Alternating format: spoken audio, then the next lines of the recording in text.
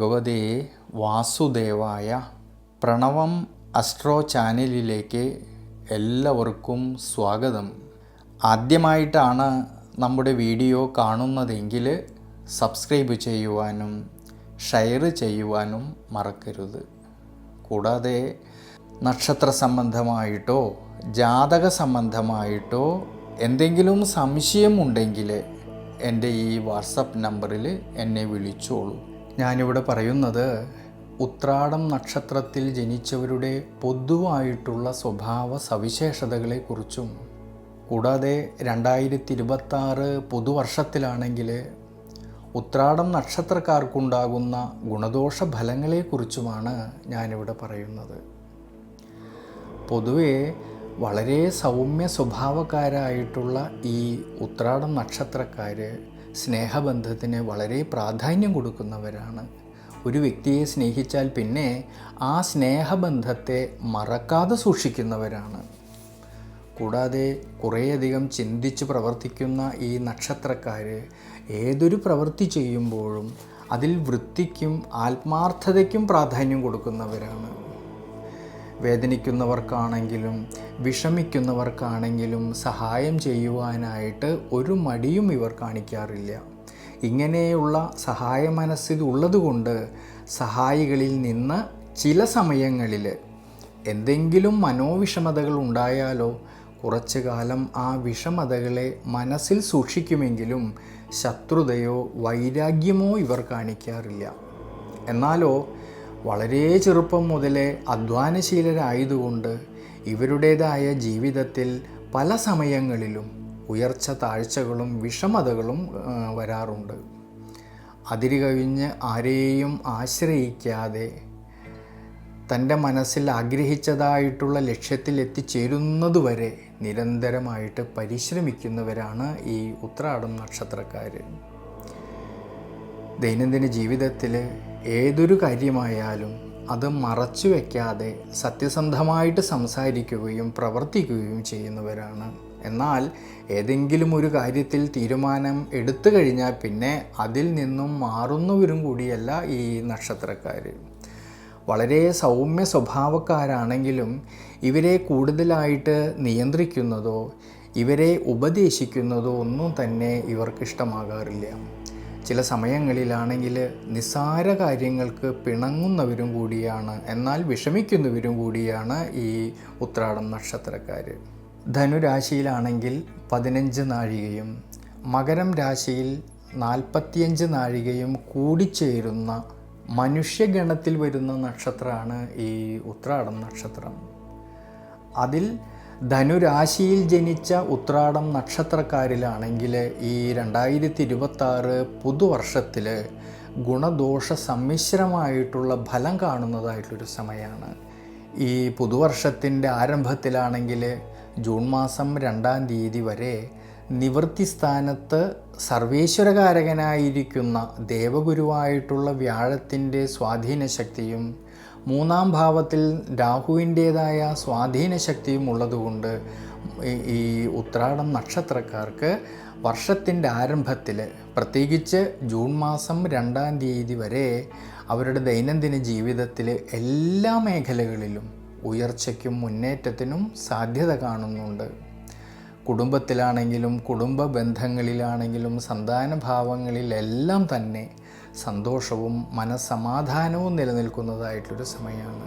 മക്കളുടേതായിട്ടുള്ള ചില കാര്യങ്ങളിൽ മനസ്സന്തോഷത്തിനും നേട്ടത്തിനും സാധ്യത കാണുന്ന സമയമാണ്. സ്വയം തൊഴിൽ ചെയ്യുന്നവരിലും ഔദ്യോഗിക മേഖലകളിൽ പ്രവർത്തിക്കുന്നവരിലും ബിസിനസ് മേഖലകളിൽ പ്രവർത്തിക്കുന്നവരിലും ധാരാളമായിട്ടുള്ള നേട്ടങ്ങൾക്കും അധ്വാനിച്ചതിൻ്റേതായിട്ടുള്ള അഭിവൃദ്ധിക്കും നേട്ടങ്ങൾക്കും എല്ലാം തന്നെ സാധ്യത കാണുന്നുണ്ട്.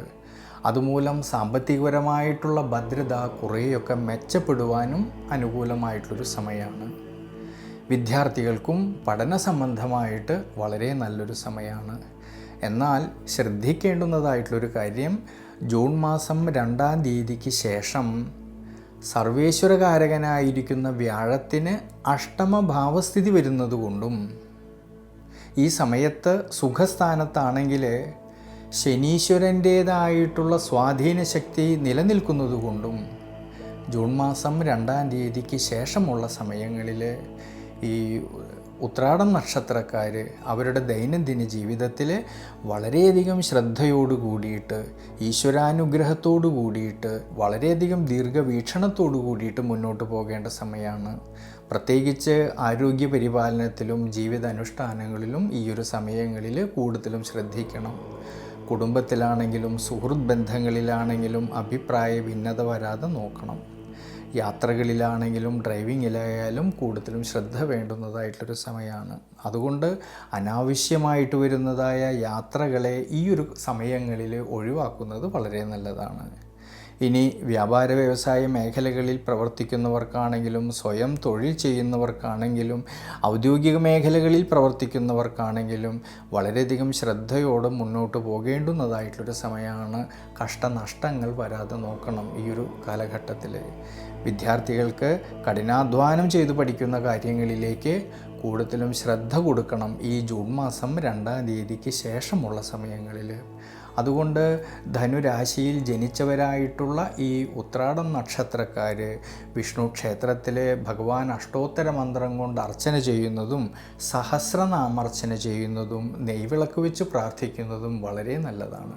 മകരം രാശിയിൽ ജനിച്ചവരായിട്ടുള്ള ഈ ഉത്രാടം നക്ഷത്രക്കാർക്കാണെങ്കിൽ ഈ പുതുവർഷത്തിൻ്റെ ആരംഭത്തിൽ വളരെയധികം ശ്രദ്ധയോടു കൂടിയിട്ടും ഈശ്വരാനുഗ്രഹത്തോടു കൂടിയിട്ടും മുന്നോട്ട് പോകേണ്ടുന്നതായിട്ടുള്ളൊരു സമയമാണ്.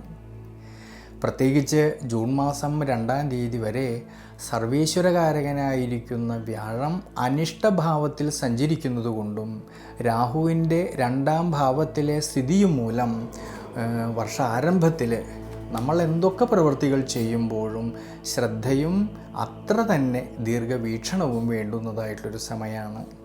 പ്രത്യേകിച്ച് ആരോഗ്യ പരിപാലനത്തിൽ, ജീവിതാനുഷ്ഠാനങ്ങളിൽ കൂടുതലും ശ്രദ്ധിക്കണം.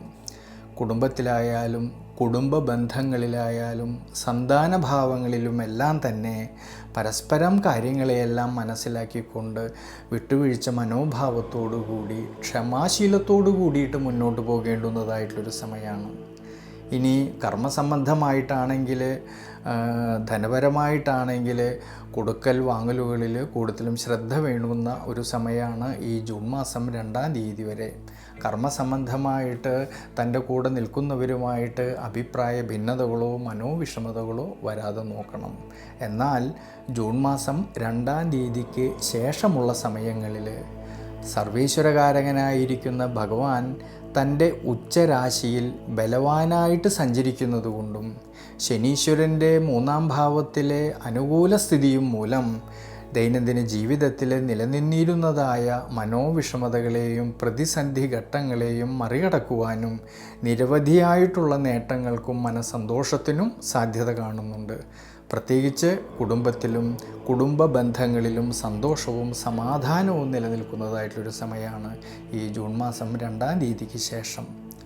ഇനി മക്കളുടേതായിട്ടുള്ള കാര്യങ്ങളിലാണെങ്കിൽ ധാരാളമായിട്ടുള്ള നേട്ടങ്ങൾക്കും സാധ്യത കാണുന്നുണ്ട്.